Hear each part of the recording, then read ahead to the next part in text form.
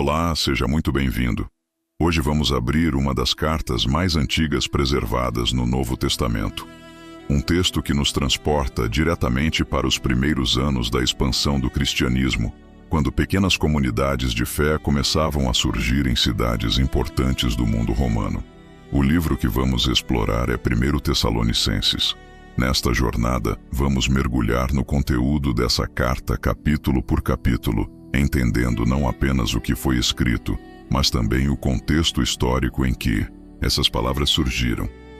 Os desafios enfrentados pelos primeiros cristãos de Tessalônica e as preocupações pastorais que levaram o apóstolo Paulo a escrever este texto. Ao longo do caminho, veremos como essa comunidade nasceu em meio a tensões religiosas e políticas, como ela enfrentou perseguições logo no início de sua existência e por que Paulo considerava esses cristãos um exemplo de fé para outras igrejas. Mas antes que essa história comece, é necessário voltar ao mundo real em que ela foi escrita. O cenário histórico em que surge a carta aos Tessalonicenses é o mundo do primeiro século do Império Romano. Naquela época, Roma dominava praticamente todo o Mediterrâneo, conectando regiões distantes por meio de estradas bem estruturadas e rotas marítimas que facilitavam comércio, comunicação e deslocamento de pessoas.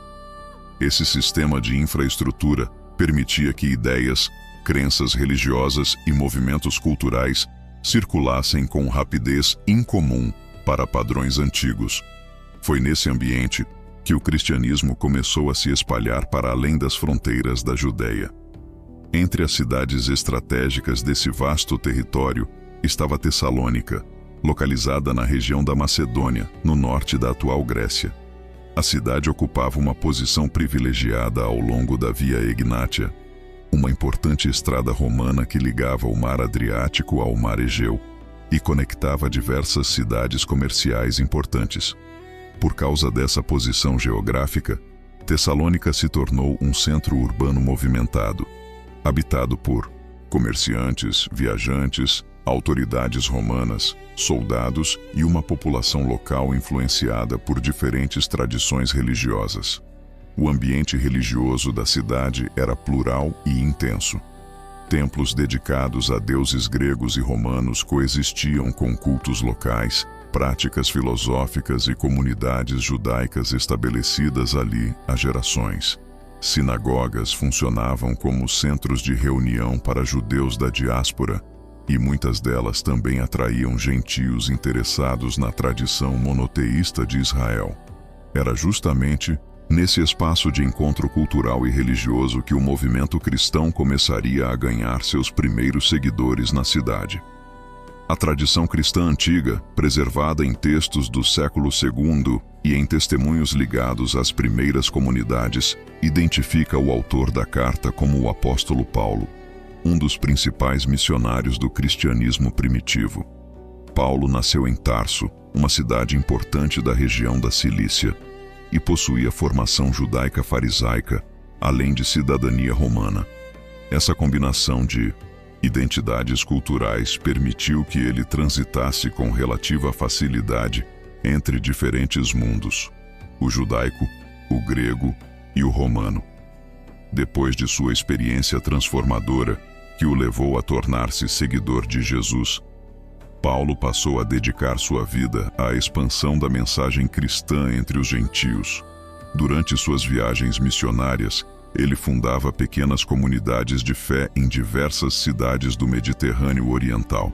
Essas comunidades, muitas vezes recém-formadas, enfrentavam desafios internos e externos, conflitos culturais, oposição religiosa, perseguição social e dúvidas sobre ensinamentos fundamentais da nova fé. Foi durante uma dessas viagens missionárias que Paulo chegou à Macedônia.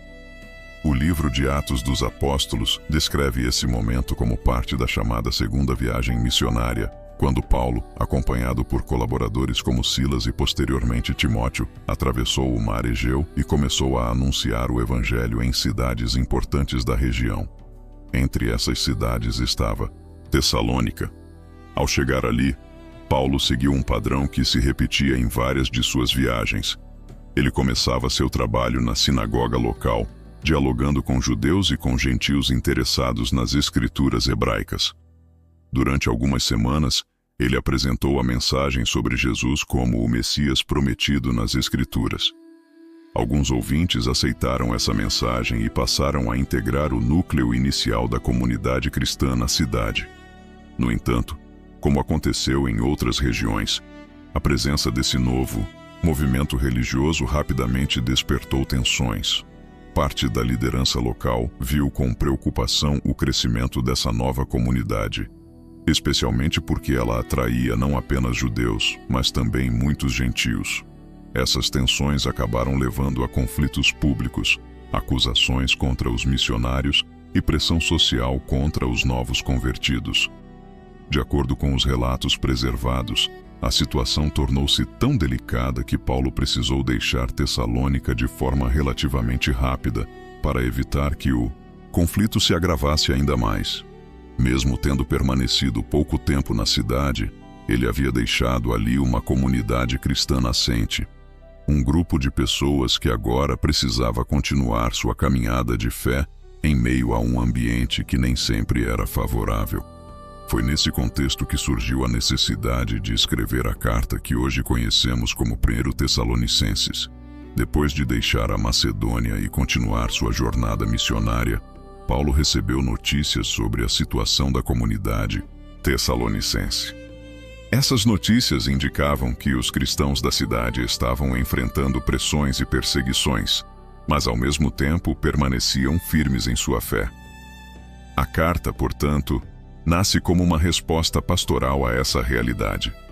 Paulo escreve para encorajar os cristãos de Tessalônica, reafirmar ensinamentos importantes, esclarecer dúvidas que surgiram dentro da comunidade e fortalecer a esperança deles em relação ao futuro. Entre os temas que aparecem ao longo da carta estão a perseverança em meio à perseguição, a importância da vida comunitária, o comportamento ético dos cristãos e uma expectativa intensa em relação à volta de Cristo. Dentro do conjunto do Novo Testamento, 1 Tessalonicenses ocupa um lugar especial. Muitos estudiosos consideram que esta pode ser uma das cartas mais antigas preservadas entre os escritos de Paulo. Isso significa que, ao ler esse texto, estamos muito próximos do momento inicial em que o cristianismo começava a se espalhar pelo mundo mediterrâneo. A carta oferece um retrato raro de como funcionavam as primeiras comunidades cristãs. Pequenas, vulneráveis, mas profundamente comprometidas com a fé que haviam recebido. É justamente por isso que o conteúdo desse livro continua despertando interesse até hoje.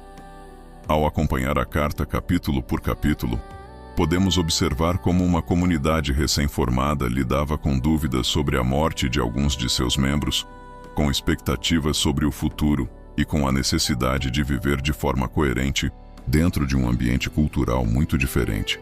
Agora que entendemos o cenário em que essa carta surgiu, o mundo romano do primeiro século, a cidade estratégica de Tessalônica e o trabalho missionário de Paulo, estamos prontos para acompanhar a narrativa completa desse texto. Antes de avançarmos, vale entender como nossa jornada neste vídeo será organizada. Bloco 1 de 7. O nascimento da igreja em Tessalônica e a saudação da carta. Bloco 2 de 7. A memória da conversão e o testemunho da comunidade. Bloco 3 de 7. A missão de Paulo e os desafios enfrentados na cidade. Bloco 4 de 7. A preocupação pastoral e o envio de Timóteo. Bloco 5 de 7. Instruções para a vida cristã e a santidade. Bloco 6 de 7. A esperança da ressurreição e a volta de Cristo. Bloco 7 de 7. Orientações finais para a comunidade. Ao longo desses blocos, vamos acompanhar passo a passo o conteúdo da carta, observando como cada sessão se conecta com a anterior e prepara o terreno para a seguinte. E agora que o cenário histórico foi estabelecido e o mapa da jornada está claro, podemos começar a acompanhar o próprio conteúdo da carta. No próximo bloco, veremos como Paulo inicia essa mensagem, Quem são os colaboradores mencionados no início da carta e como a saudação inicial já revela muito sobre o relacionamento entre o apóstolo e a comunidade de Tessalônica. Bloco 2 de 7. A memória da conversão e o testemunho da comunidade. Quando Paulo inicia a carta propriamente dita, ele começa com uma saudação que, embora breve, revela muito sobre a estrutura da liderança missionária que havia atuado em Tessalônica. Logo nas primeiras linhas, o texto menciona 3 nomes: Paulo, Silvano e Timóteo. Essa forma de abertura não era apenas uma formalidade literária comum nas cartas do mundo antigo. Ela refletia a realidade da missão cristã naquele período. A expansão do Evangelho não era resultado do trabalho isolado de um único pregador, mas de uma rede de colaboradores que viajavam juntos, ensinavam juntos e compartilhavam a responsabilidade de acompanhar as comunidades recém-formadas. Silvano, frequentemente identificado com Silas, mencionado no livro de Atos, era um dos companheiros mais próximos de Paulo durante a segunda viagem missionária. Ele havia participado ativamente do trabalho na Macedônia, ajudando a anunciar a mensagem cristã em cidades importantes da região. Timóteo, por sua vez, era um discípulo mais jovem que havia se unido ao grupo missionário durante essa mesma jornada. Filho de mãe judia e pai grego, Timóteo representava bem a realidade cultural híbrida das primeiras comunidades cristãs, formadas por pessoas de diferentes origens étnicas e religiosas. A saudação dirigida à igreja em Tessalônica também revela um detalhe importante sobre como essas comunidades eram compreendidas naquele momento inicial do cristianismo. Paulo escreve: "A igreja dos Tessalonicenses em Deus Pai e no Senhor Jesus Cristo." Essa formulação indica que a identidade da comunidade não estava baseada apenas em vínculos sociais ou culturais, mas em uma nova referência espiritual. A igreja não era simplesmente um grupo local de pessoas com crenças semelhantes. Ela era entendida como uma comunidade que existia dentro de uma relação com Deus e com Cristo. Logo depois da saudação, Paulo inicia um longo trecho de ação de graças. Esse tipo de sessão era comum em cartas antigas, mas no caso de 1 Tessalonicenses, ele assume um papel ainda mais significativo. Paulo relembra constantemente diante de Deus a fé, o amor e a perseverança daquela comunidade. Essas 3 características aparecem como uma espécie de retrato espiritual dos cristãos de Tessalônica. A fé mencionada no texto não se refere apenas a uma crença abstrata ou intelectual. Paulo fala da obra da fé, sugerindo que a confiança em Deus se manifestava em atitudes concretas dentro da vida da comunidade. Isso indicava que a mensagem recebida havia produzido mudanças visíveis no comportamento daqueles que haviam aderido ao movimento cristão. O amor, por sua vez, aparece ligado ao esforço em favor dos outros. A palavra usada no texto está associada ao tipo de amor que se expressa em serviço e dedicação dentro da comunidade. Em cidades como Tessalônica, onde os cristãos provavelmente enfrentavam isolamento social ou críticas públicas, esse tipo de solidariedade interna era fundamental para a sobrevivência da igreja nascente. Já a perseverança da esperança é mencionada como a terceira característica marcante daquela comunidade. Esse detalhe se tornaria especialmente importante ao longo da carta, porque a esperança cristã, particularmente a expectativa em relação à volta de Cristo, era um tema central para os tessalonicenses. Paulo reconhece que essa esperança sustentava a comunidade, mesmo em meio às pressões externas que ela enfrentava. Ao recordar essas qualidades, Paulo também relembra o momento em que o Evangelho chegou à cidade. Ele afirma que a mensagem não foi recebida apenas como palavras ou discurso, mas com poder, com o Espírito Santo e com profunda convicção.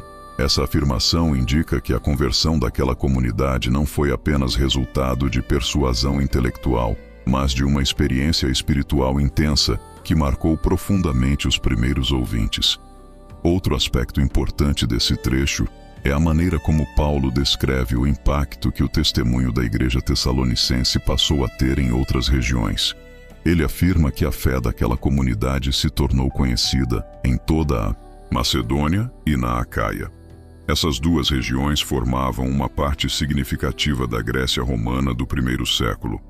Isso sugere que, mesmo sendo uma comunidade relativamente jovem, os cristãos de Tessalônica haviam se tornado um exemplo que inspirava outras igrejas. Essa reputação não se devia apenas à mensagem que pregavam, mas também à transformação visível que havia ocorrido em suas vidas. Paulo descreve a conversão deles como um movimento claro. Eles haviam abandonado os ídolos para servir ao Deus vivo e verdadeiro. Essa declaração revela algo fundamental sobre a composição da comunidade. Muitos dos membros provavelmente vinham de contextos gentios, onde a prática de cultos a diferentes divindades era comum. Ao abandonar esses cultos tradicionais, os novos cristãos estavam realizando uma mudança religiosa que também tinha implicações sociais. Em cidades do mundo greco-romano, os rituais religiosos estavam profundamente conectados à vida pública, às festividades cívicas e à identidade cultural da comunidade.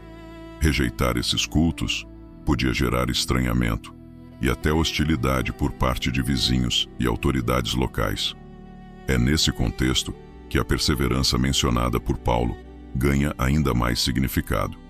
A comunidade não estava apenas aprendendo novos ensinamentos religiosos, ela estava reorganizando sua vida espiritual e social em torno de uma nova fé, muitas vezes enfrentando resistência por causa dessa decisão. Outro elemento importante nesse trecho é a referência à expectativa em relação a Jesus que viria do céu. Paulo lembra que os cristãos de Tessalônica aguardavam aquele que Deus havia ressuscitado dentre os mortos. Essa esperança na futura manifestação de Cristo era uma das bases da espiritualidade daquela comunidade. Ela oferecia sentido para o sofrimento presente e apontava para uma realidade futura em que Deus restauraria plenamente a criação. Essa combinação de fé ativa, amor comunitário e esperança escatológica forma o núcleo do retrato que Paulo apresenta da igreja tessalonicense nesse início de carta. Ao recordar essas características, ele não apenas elogia a comunidade, mas também estabelece o tom para os ensinamentos que aparecerão nos capítulos seguintes.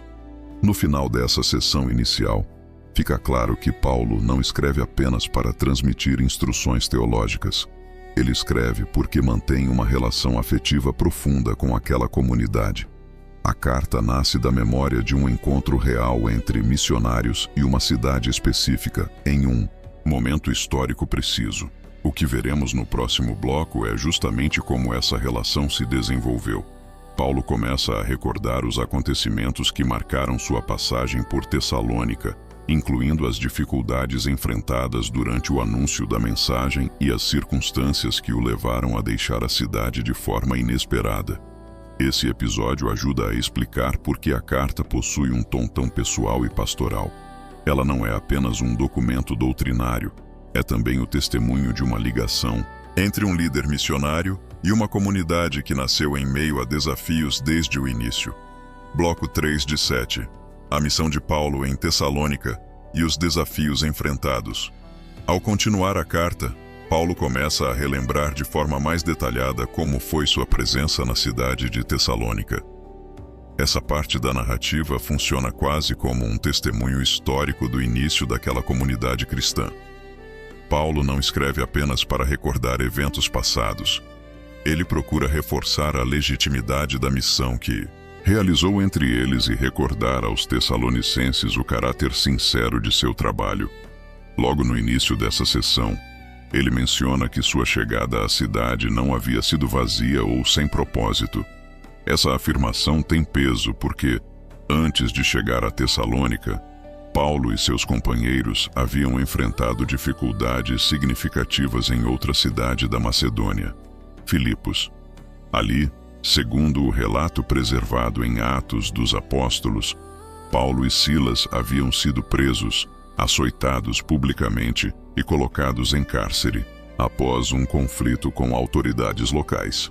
Esse detalhe ajuda a compreender o clima em que a missão cristã se desenvolvia naquele período.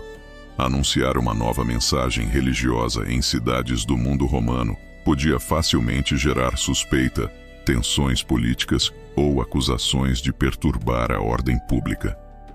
Mesmo assim, Paulo afirma que, apesar das dificuldades anteriores, ele e seus companheiros encontraram coragem para anunciar o Evangelho também em Tessalônica. Ao recordar esses acontecimentos, Paulo destaca que sua pregação não nasceu de erro, engano ou manipulação. Essa afirmação revela que críticas contra os missionários provavelmente circulavam na cidade. Em ambientes urbanos do mundo antigo, pregadores itinerantes, filósofos e mestres religiosos muitas vezes eram vistos com desconfiança, especialmente quando recebiam apoio financeiro de seus ouvintes. Por isso, Paulo faz questão de esclarecer que sua atuação não tinha como objetivo obter lucro, prestígio ou influência social. Ele insiste que a mensagem foi anunciada com sinceridade e responsabilidade diante de Deus. Esse tipo de defesa não é apenas retórica. Ele procura proteger a credibilidade da mensagem cristã diante das acusações que poderiam surgir. Outro aspecto que Paulo destaca é a maneira como ele e seus companheiros trataram a comunidade. Em vez de agir com autoridade rígida ou exigir privilégios por sua posição de apóstolos, eles escolheram um estilo de relacionamento mais próximo e cuidadoso. Paulo utiliza uma imagem bastante forte para descrever essa atitude. Ele compara sua presença entre os tessalonicenses ao cuidado de uma mãe que alimenta e protege seus filhos. Essa metáfora revela algo importante sobre o modo como os primeiros líderes cristãos entendiam seu papel. A missão não era apenas transmitir ensinamentos religiosos. Ela também envolvia acompanhamento pessoal, orientação e cuidado com aqueles que haviam aderido à nova fé. A comunidade cristã era vista como uma família espiritual em formação. Seguida, Paulo acrescenta outra comparação, agora com a figura de um pai que encoraja e orienta seus filhos. Essa combinação de imagens, materna e paterna, reforça a ideia de que o relacionamento entre os missionários e a comunidade era marcado por proximidade e responsabilidade. Eles não estavam ali apenas como pregadores passageiros, mas como pessoas profundamente envolvidas no crescimento espiritual daqueles novos cristãos. Paulo também lembra aos tessalonicenses que ele e seus companheiros trabalharam arduamente enquanto estavam na cidade. Em vez de depender totalmente da comunidade para seu sustento, eles realizaram atividades laborais para não se tornarem um peso financeiro para aqueles que estavam ouvindo a mensagem. Essa prática aparece em outros momentos da vida missionária de Paulo e reflete um esforço consciente para evitar qualquer impressão de exploração econômica. Essa escolha também tinha um efeito prático. Ao trabalhar durante o dia e ensinar à noite, os missionários demonstravam que sua motivação não era material. O objetivo era garantir que a mensagem fosse recebida sem suspeitas de interesse financeiro. No ambiente urbano do mundo greco-romano, onde mestres itinerantes muitas vezes cobravam por seus ensinamentos, essa postura diferenciava a missão cristã. Ao recordar esses detalhes, Paulo também enfatiza que sua conduta entre eles foi marcada por integridade. Ele afirma que sua vida e a de seus companheiros foram observadas pela própria comunidade. Isso indica que o comportamento cotidiano dos missionários servia como testemunho visível da mensagem que anunciavam. A coerência entre discurso e prática era fundamental para a credibilidade do Evangelho naquele contexto. Outro elemento importante dessa seção é a forma como Paulo descreve a reação inicial dos tessalonicenses à mensagem. Ele afirma que eles receberam a palavra não como uma simples mensagem humana, mas como palavra de Deus atuando na vida daqueles que creem. Essa afirmação revela que a comunidade interpretava a mensagem cristã como algo que possuía autoridade espiritual e transformadora. Essa convicção teve consequências concretas. Assim como aconteceu com outras comunidades cristãs da região, os tessalonicenses começaram a enfrentar oposição por causa de sua nova fé. Paulo menciona que eles passaram a sofrer perseguições semelhantes às que as igrejas da Judéia haviam enfrentado anteriormente. Esse paralelo é significativo, porque mostra que a experiência de conflito não era isolada. Desde o início do movimento cristão, comunidades em diferentes regiões enfrentavam resistência por parte de autoridades locais ou grupos religiosos que viam o novo movimento com desconfiança. Ao estabelecer essa comparação, Paulo procura encorajar os tessalonicenses, mostrando que eles não estavam sozinhos em suas dificuldades. Nesse ponto da carta, também aparece uma referência ao fato de que Paulo desejava retornar à cidade, mas encontrou obstáculos que o impediram de fazê-lo.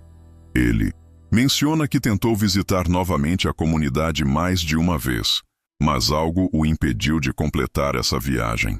Embora o texto não detalhe exatamente quais foram esses impedimentos, a declaração revela que Paulo mantinha um forte desejo de reencontrar os cristãos de Tessalônica.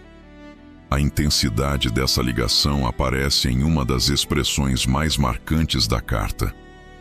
Paulo descreve os tessalonicenses como sua alegria e sua coroa de glória. No mundo antigo, a imagem da coroa estava associada à recompensa recebida por atletas ou líderes que alcançavam um grande objetivo.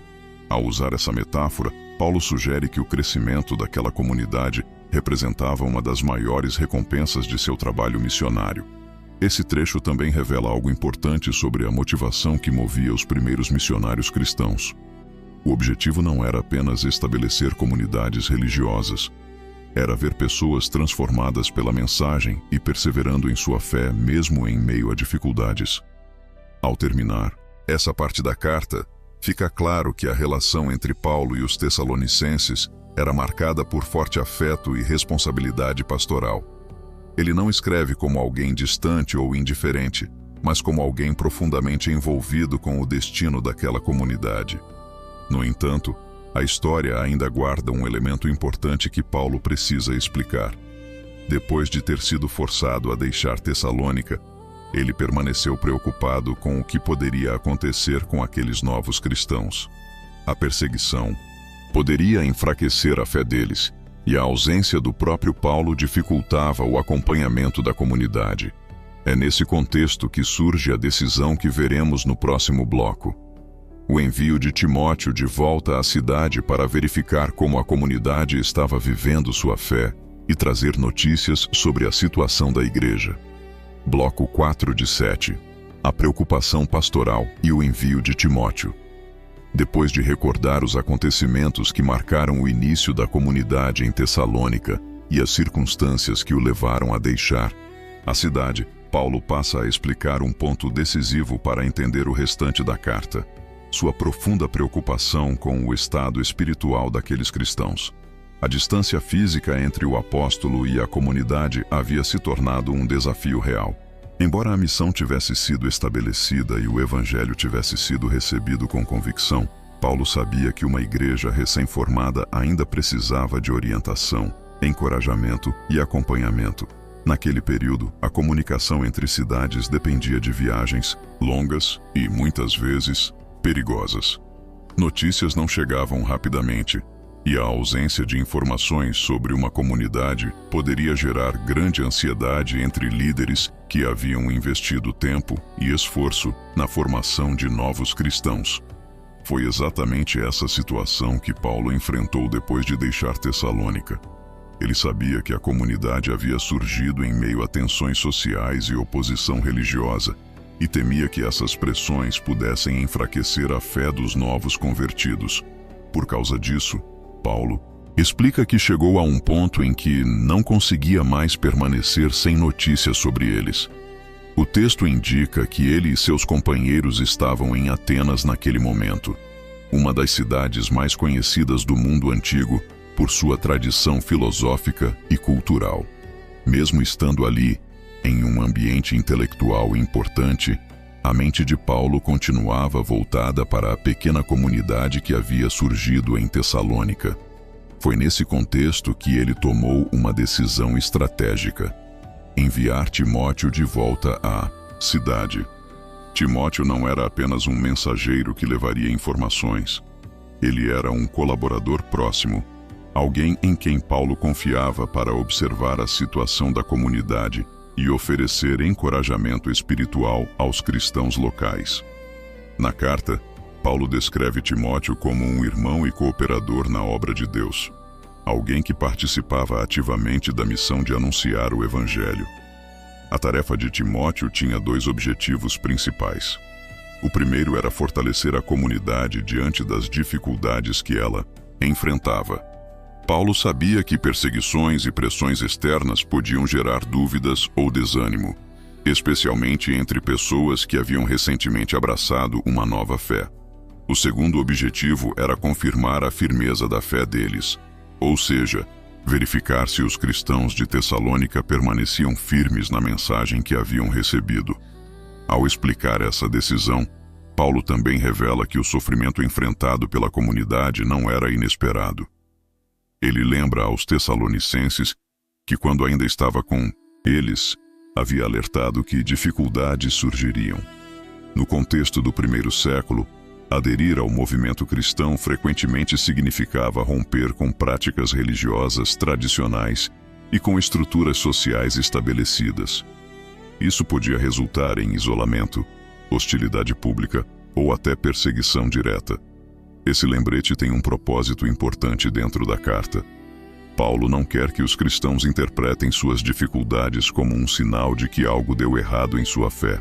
Pelo contrário, ele apresenta essas experiências como parte da realidade que muitas comunidades cristãs estavam enfrentando naquele período inicial da expansão do cristianismo.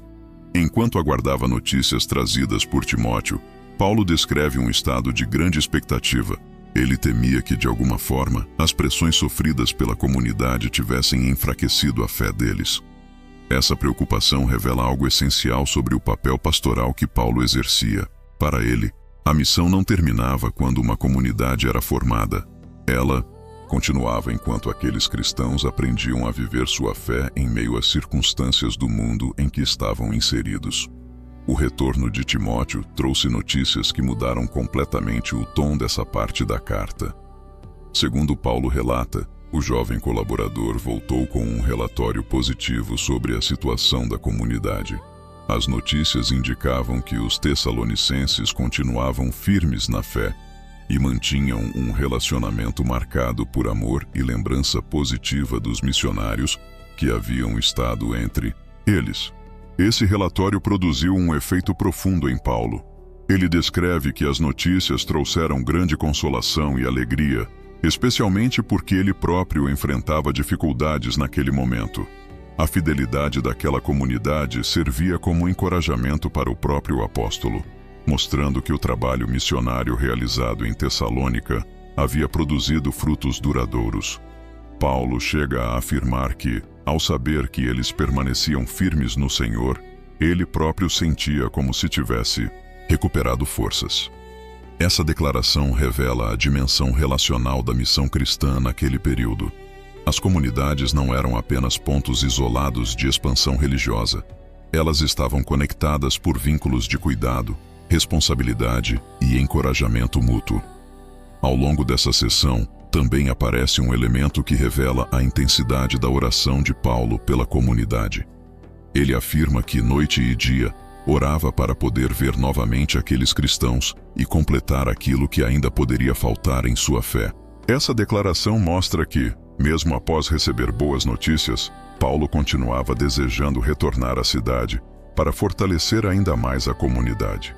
Essa expectativa de reencontro é acompanhada por uma oração registrada na carta. Paulo pede que Deus abra caminho para que ele possa visitar novamente os tessalonicenses. Ao mesmo tempo, ele expressa o desejo de que o amor entre os membros da comunidade continue crescendo e se fortalecendo, não apenas entre eles mesmos, mas também em relação a todas as pessoas ao seu redor. Essa oração também aponta para um tema que ganhará destaque nos próximos capítulos da carta: a preparação da comunidade para o futuro. Paulo menciona que o fortalecimento da fé e do amor deveria conduzir a uma vida irrepreensível diante de Deus, especialmente no contexto da esperança cristã relacionada à manifestação futura de Cristo. Esse detalhe funciona como uma transição natural para a próxima parte da carta.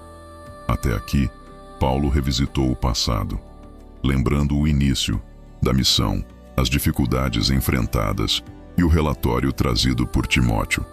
A partir do próximo bloco, o foco começará a se deslocar para instruções práticas sobre a vida cristã, especialmente sobre como a comunidade deveria viver de maneira coerente com a fé que havia recebido.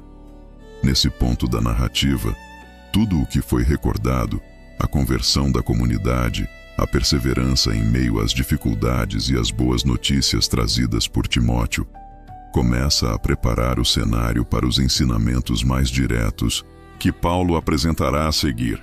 Se você está acompanhando até este momento, escreva Amém nos comentários. E se este estudo está ajudando você a entender melhor as Escrituras, inscreva-se no canal e deixe seu like. Agora, prepare-se, porque o que acontece a seguir define tudo o que viria depois. Bloco 5 de 7. Instruções para a vida cristã e a santidade. A partir deste ponto da carta, a narrativa muda gradualmente de tom. Até aqui, Paulo havia revisitado acontecimentos passados, o nascimento da comunidade em Tessalônica, as dificuldades enfrentadas durante a missão e as notícias trazidas por Timóteo sobre a fidelidade dos cristãos da cidade. Agora, o foco passa a ser outro. O apóstolo começa a apresentar orientações práticas sobre como aquela comunidade deveria viver sua fé no cotidiano. Essa transição é comum em cartas do mundo antigo e aparece também em outras cartas paulinas. Depois de estabelecer a base relacional e recordar a história compartilhada com a comunidade, o autor passa a tratar diretamente de comportamentos, atitudes e princípios que deveriam orientar a vida daqueles cristãos dentro do ambiente social em que estavam inseridos. Paulo inicia essa sessão lembrando que os tessalonicenses já haviam recebido instruções sobre como deveriam viver para agradar a Deus. Ele reconhece que eles já estavam caminhando nessa direção, mas afirma que ainda havia espaço para crescimento. Essa forma de introdução revela um método pastoral interessante. Em vez de começar com críticas ou acusações, Paulo reconhece o progresso da comunidade e, a partir daí, incentiva um desenvolvimento ainda maior. O primeiro tema que aparece nesse conjunto de orientações é a santidade na vida pessoal.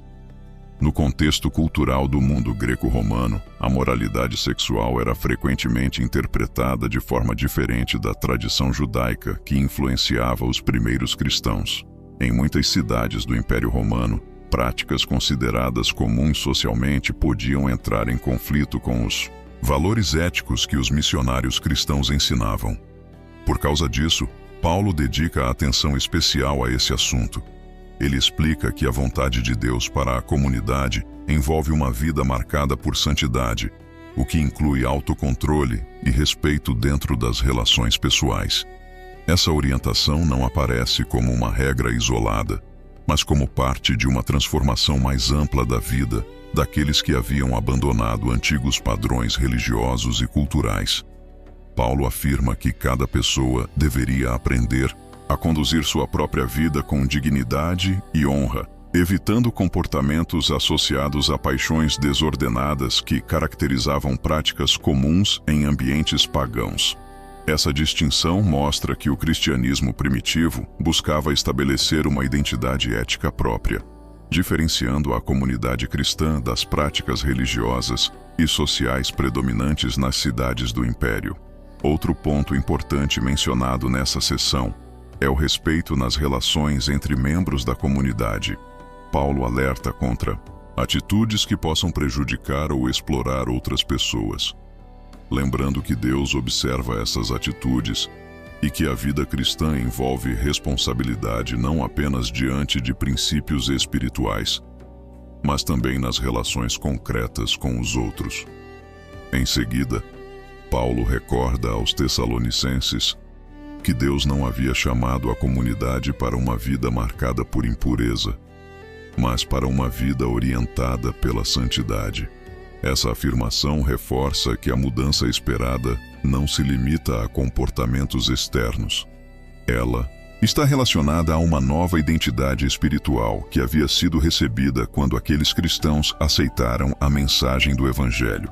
Depois de tratar dessa dimensão da vida pessoal, Paulo volta a um tema que já havia mencionado anteriormente na carta: o amor entre os membros da comunidade.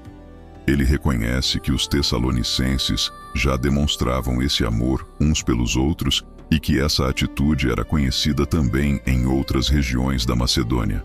Essa observação mostra que a comunidade não apenas havia mantido sua fé, mas também havia desenvolvido uma reputação positiva entre outras igrejas. Mesmo assim, Paulo os encoraja a continuar crescendo nessa prática. O amor comunitário, para ele, não é um estado estático que, uma vez alcançado, permanece inalterado. É uma prática que precisa ser constantemente fortalecida e ampliada dentro da vida coletiva da igreja. Nesse mesmo contexto, Paulo introduz outro aspecto importante da vida cristã naquele ambiente urbano: o modo de viver no cotidiano da cidade. Ele recomenda que os cristãos busquem uma vida tranquila, cuidando de seus próprios assuntos e trabalhando com as próprias mãos. Essa orientação pode parecer simples à primeira vista, mas ela tinha implicações práticas importantes para a reputação da comunidade.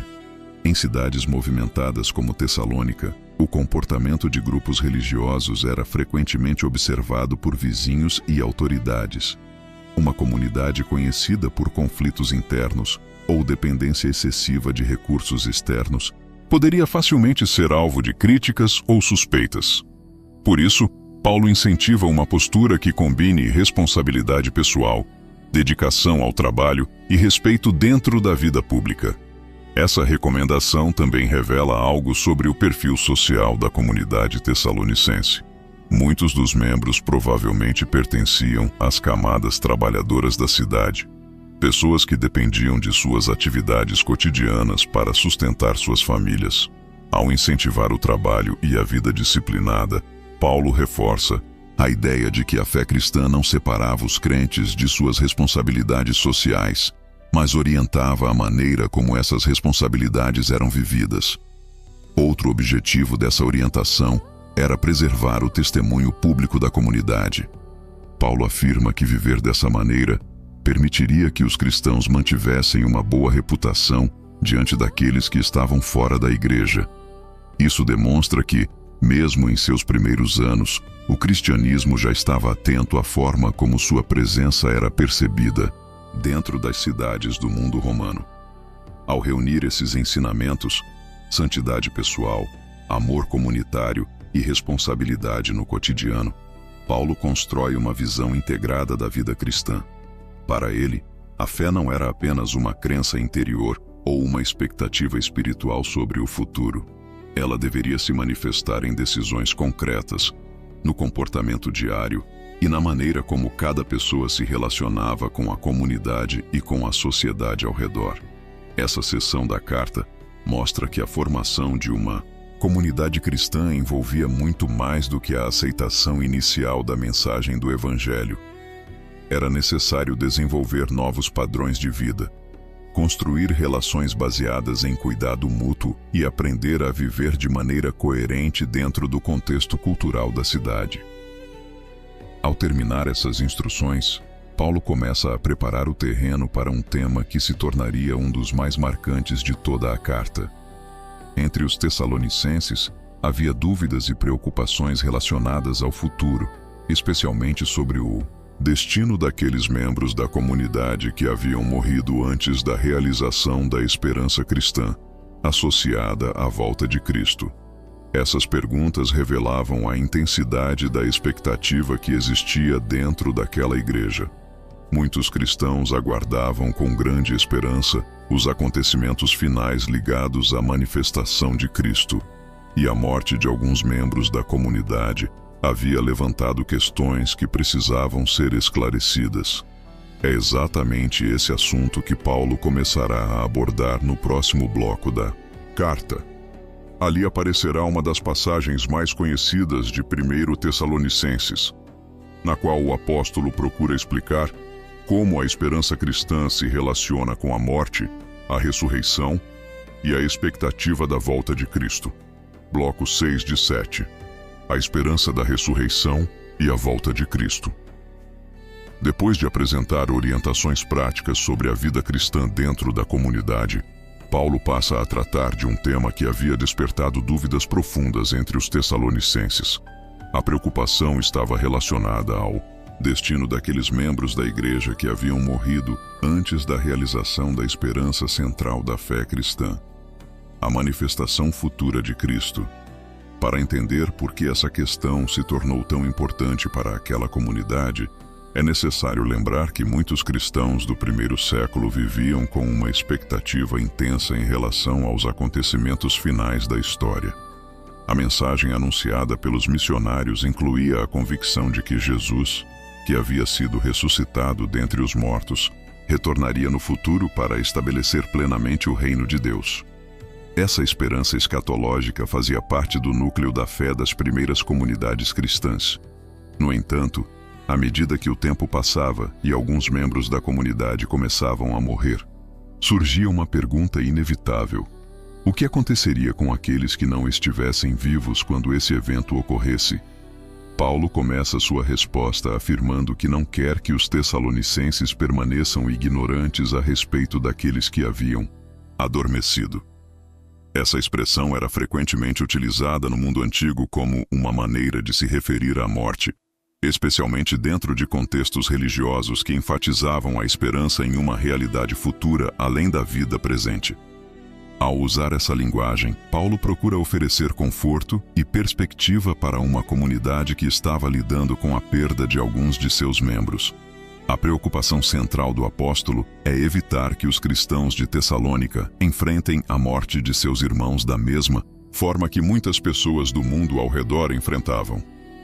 No ambiente cultural greco-romano, diversas correntes filosóficas refletiam sobre a morte, mas nem sempre ofereciam uma esperança clara de restauração futura. Em contraste, Paulo apresenta a esperança cristã baseada na ressurreição de Jesus como fundamento para compreender o destino daqueles que morreram. Ele afirma que se os cristãos acreditam que Jesus morreu e ressuscitou, então também devem compreender que Deus trará consigo aqueles que morreram confiando nessa mesma esperança. Essa declaração conecta diretamente o destino dos cristãos ao evento central da fé cristã, a ressurreição de Cristo. A lógica apresentada por Paulo é clara. A experiência de Jesus estabelece o modelo para o futuro daqueles que pertencem a ele. Em seguida, Paulo introduz uma explicação mais detalhada sobre como ele entende os acontecimentos futuros associados à volta de Cristo.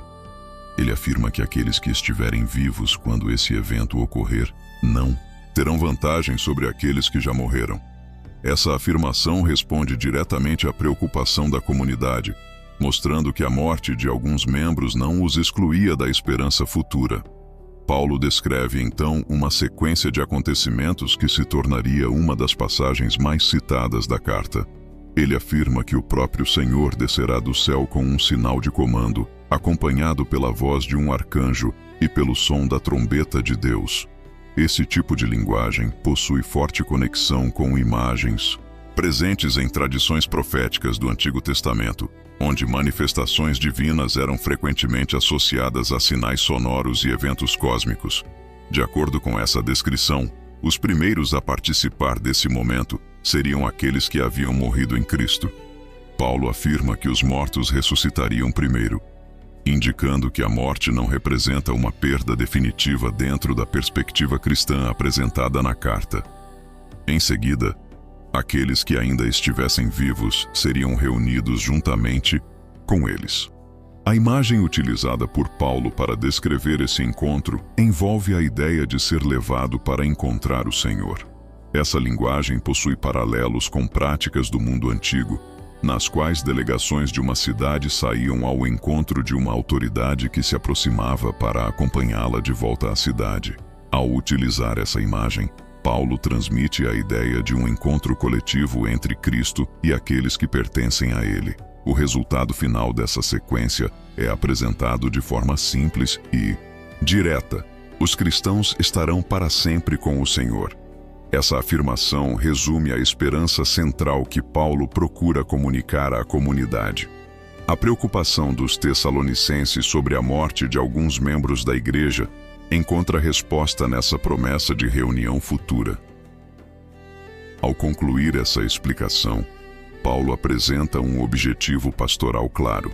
Ele afirma que essas palavras devem servir para encorajar uns aos outros, ou seja, o ensinamento sobre a ressurreição e a volta de Cristo não é apresentado apenas como informação teológica, mas como uma fonte de consolo para a comunidade que enfrentava perdas e incertezas. Depois de tratar dessa questão específica, Paulo amplia a reflexão para incluir outro aspecto relacionado ao futuro. Ele menciona que não considera necessário escrever detalhadamente sobre os tempos ou momentos específicos em que esses acontecimentos ocorrerão. Em vez de fornecer datas ou cronogramas, ele enfatiza uma ideia que aparece com frequência em textos cristãos primitivos. O momento da manifestação final virá de forma inesperada. Paulo utiliza a imagem de um ladrão que chega durante a noite para transmitir essa ideia. Essa metáfora não procura gerar medo, mas destacar a imprevisibilidade do momento. Dentro dessa perspectiva, a preparação espiritual da comunidade não depende de conhecer antecipadamente o momento exato dos acontecimentos, mas de manter uma postura constante de vigilância e fidelidade. Ele também utiliza contrastes simbólicos entre luz e escuridão para explicar a identidade da comunidade cristã. Aqueles que pertencem à fé são descritos como filhos da luz e do dia, enquanto a noite e a escuridão representam estados de despreparo ou descuido espiritual. Essa linguagem simbólica reforça a ideia de que a vida cristã deve ser marcada por atenção, sobriedade e consciência espiritual. Nesse ponto da carta, Paulo também menciona elementos associados à proteção espiritual da comunidade. Ele fala da fé e do amor como uma espécie de proteção e da esperança da salvação, como algo que orienta o futuro. Essas imagens refletem uma maneira de descrever a vida cristã como uma jornada em que certos valores funcionam como fundamentos que sustentam a comunidade diante das dificuldades. Ao terminar essa sessão, Paulo reafirma que o destino final da comunidade cristã não está associado à condenação, mas à salvação que se torna possível por meio de Cristo. Essa afirmação reforça a confiança que ele procura transmitir à comunidade. A esperança cristã não se baseia apenas em expectativas futuras, mas em um evento que já ocorreu: a morte e a ressurreição de Jesus. Essa explicação encerra uma das seções mais importantes da carta. Ao responder às dúvidas dos tessalonicenses sobre a morte e o futuro, Paulo oferece uma visão que conecta o presente da comunidade à esperança escatológica que caracterizava a fé cristã primitiva. Agora, com essa base estabelecida, a carta se encaminha para suas orientações finais. No próximo bloco, veremos como Paulo conclui sua mensagem, oferecendo instruções práticas sobre a vida comunitária, o relacionamento entre os membros da igreja e algumas recomendações que encerram essa correspondência dirigida à comunidade de Tessalônica. Bloco 7 de 7. Orientações finais para a comunidade. Depois de tratar das grandes questões que preocupavam a comunidade, desde o nascimento da igreja em Tessalônica até a esperança na ressurreição e na futura manifestação de Cristo, Paulo chega à parte final da carta. Essa seção funciona como um conjunto de orientações práticas destinadas a fortalecer a vida cotidiana da comunidade cristã. Aqui o texto assume um ritmo mais direto e objetivo. Em vez de longas explicações históricas ou teológicas, Paulo apresenta uma série de recomendações que ajudam a organizar a convivência dentro da igreja e orientar o comportamento dos cristãos em diferentes situações. O primeiro ponto abordado diz respeito à relação da comunidade com aqueles que exercem liderança espiritual. Paulo pede que os tessalonicenses reconheçam e valorizem as pessoas que trabalham entre eles, especialmente aqueles que se dedicam ao ensino, à orientação e ao cuidado pastoral da comunidade. Essa recomendação revela que, mesmo em seus primeiros anos, as igrejas cristãs já possuíam algum tipo de estrutura de liderança. Esses líderes não eram apenas figuras administrativas. Eles eram responsáveis por orientar a comunidade, corrigir comportamentos inadequados e preservar a fidelidade aos ensinamentos recebidos. Por isso, Paulo pede que sejam respeitados e estimados por causa do trabalho que realizam. Ao mesmo tempo, Paulo enfatiza que a vida comunitária deve ser marcada pela paz entre os membros da igreja. Em comunidades recém-formadas, compostas por pessoas de origens culturais e sociais diferentes, conflitos poderiam surgir com facilidade. A orientação do apóstolo aponta para a importância de manter relações baseadas em respeito mútuo e cooperação. Em seguida, Paulo apresenta uma série de instruções que revelam como a comunidade deveria lidar com diferentes tipos de situações internas. Ele menciona que alguns membros poderiam precisar de correção, outros de encorajamento e outros de apoio. Isso indica que a igreja em Tessalônica, como qualquer comunidade humana, possuía pessoas em diferentes estágios de maturidade espiritual e enfrentando desafios variados. Paulo recomenda que aqueles que se mostram desordenados ou indisciplinados sejam advertidos. Essa orientação demonstra que a comunidade cristã não deveria ignorar comportamentos que pudessem prejudicar a vida coletiva. Ao mesmo tempo, ele pede que aqueles que estão desanimados sejam encorajados e que os mais fracos recebam apoio. Esse conjunto de recomendações mostra que a comunidade cristã deveria funcionar como um espaço de cuidado mútuo, onde cada pessoa recebia atenção de acordo com sua necessidade.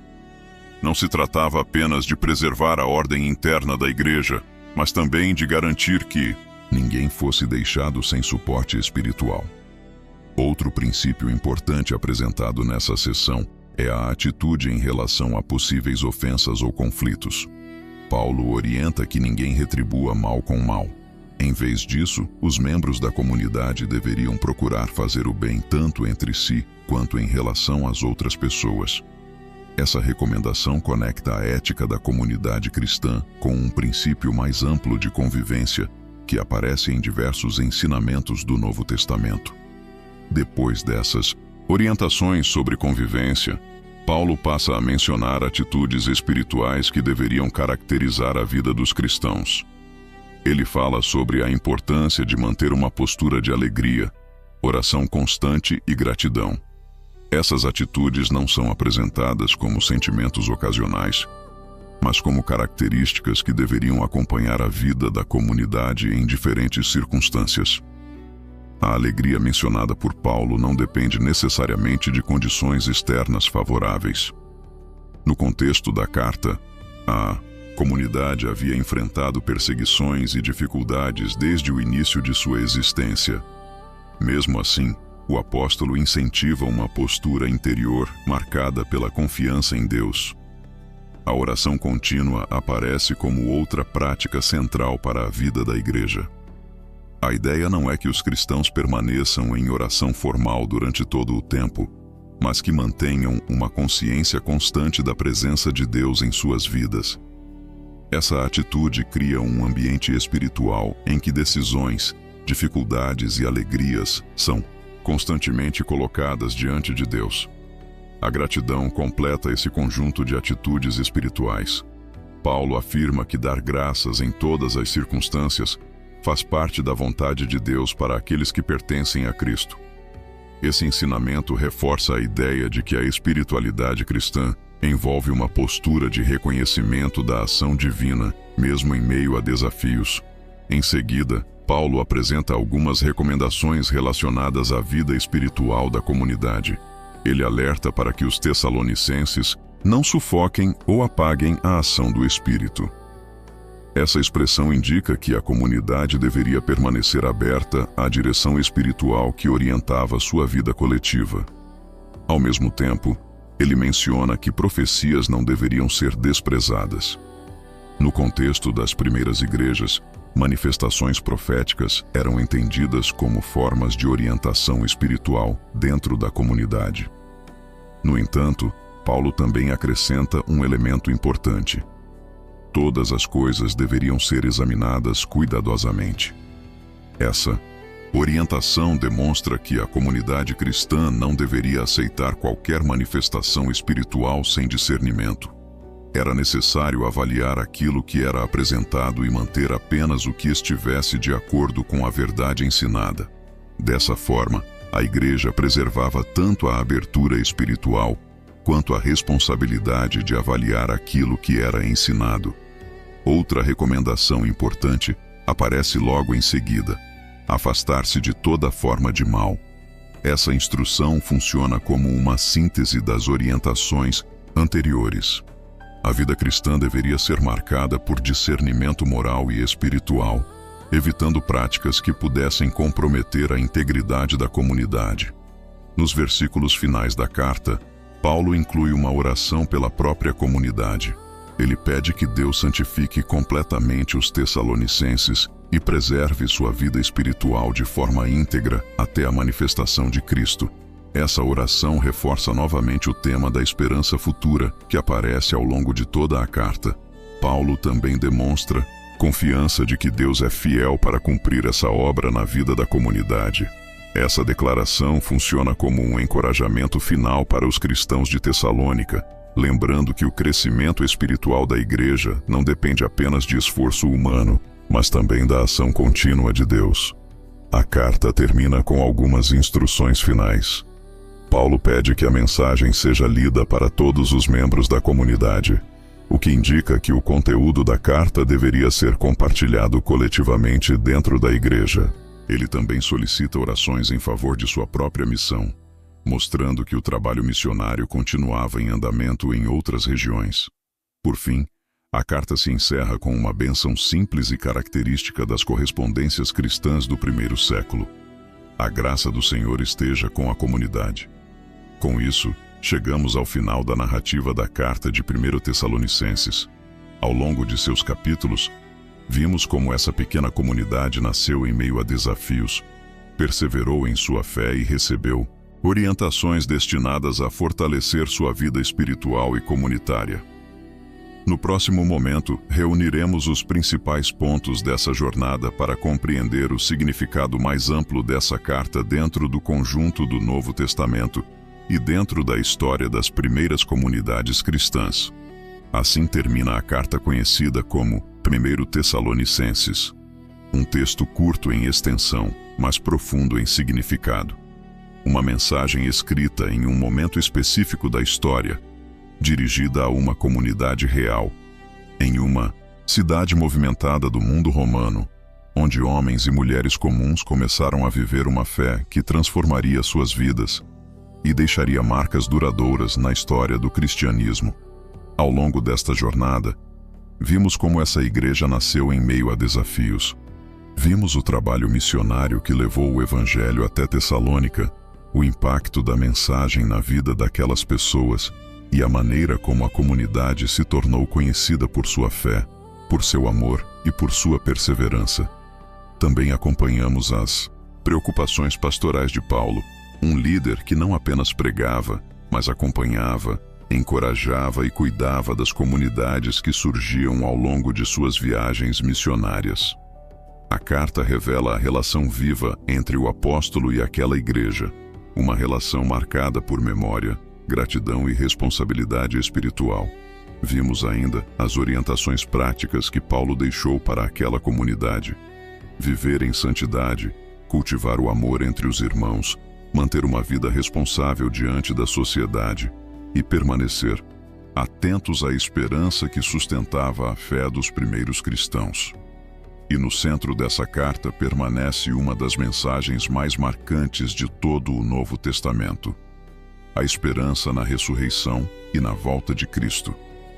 Para aqueles cristãos do primeiro século, essa esperança não era apenas uma ideia teológica, era uma convicção que dava sentido à vida presente, que fortalecia a comunidade em meio às dificuldades e que apontava para um futuro em que Deus restauraria plenamente aquilo que havia começado. Essa esperança atravessou séculos e continua sendo lembrada cada vez que essa carta é lida, estudada e compreendida dentro do contexto da história bíblica. Se esta mensagem falou com você de alguma forma, escreva aqui nos comentários o que mais chamou sua atenção nesta carta de 1 Tessalonicenses. Sua reflexão pode ajudar outras pessoas que também estão estudando as Escrituras. Se você ficou com alguma dúvida sobre algum trecho da carta, também pode deixar sua pergunta. Muitas vezes uma pergunta abre caminho para novas descobertas dentro do estudo bíblico.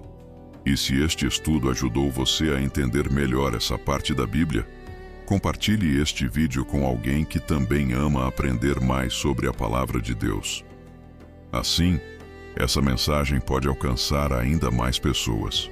Se você gostou do conteúdo e acredita na importância de espalhar estudos bíblicos profundos e bem explicados, escreva Amém aqui nos comentários. Até mesmo um pequeno comentário ajuda este vídeo a alcançar mais pessoas que estão procurando compreender melhor as Escrituras. Se desejar apoiar este trabalho de forma direta, existe também a opção de usar o botão Valeu demais, destacar o vídeo ou até se tornar membro do canal. Esses recursos ajudam na continuidade da produção de novos estudos bíblicos como este e permitem que mais conteúdos sejam preparados com cuidado e dedicação. Cada apoio, cada comentário e cada compartilhamento contribui para que a mensagem bíblica continue chegando a novos lugares. Que a esperança descrita nesta carta continue iluminando o caminho daqueles que a leem, e que a graça, a paz e a fidelidade de Deus acompanhem sua vida, sua casa e todos os seus caminhos.